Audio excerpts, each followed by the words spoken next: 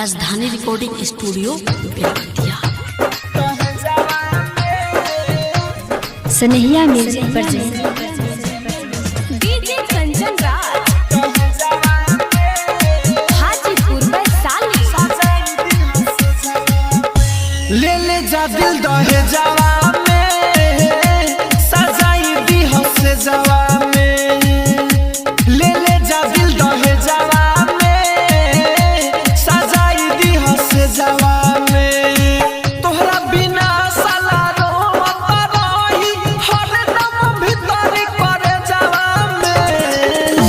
ले ले जा दिल दहे जावा में सजाई दी हसे जावा।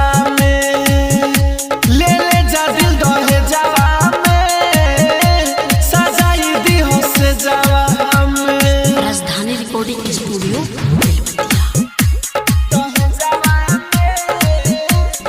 सनहिया music DJ present Kanchan Raj Hajipur Vaishali. सुनो जान बाटे इहे रमान हो मन बुन बात तो होई नुकसान हो। सुनो जान बाटे इहे रमान हो मान लो बात ना तो होई नुकसान हो। खाई के क्रिया पहिले संगतिया खालम जहर जबे आई बरतिया। ले ले जा दिल दहे जावा सजाई दी हसे जावा में। ले ले जा दिल दहे जावा में सजाई दी हसे जावा में। तोहरा बिना साला रोवत रही हरदम भीतर करे जावा में। ले ले जा दिल दहे जावा में सजाई दी हसे जावा में।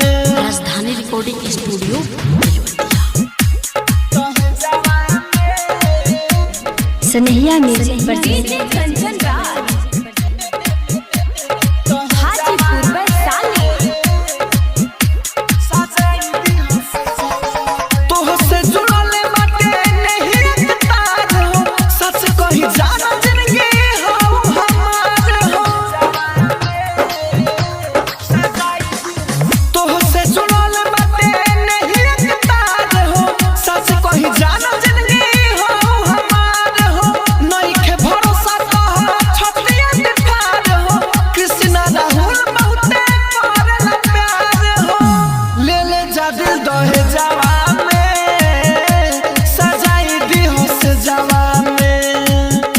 ले ले जा दिल दहे जावा में सजाई दी हसे जावा।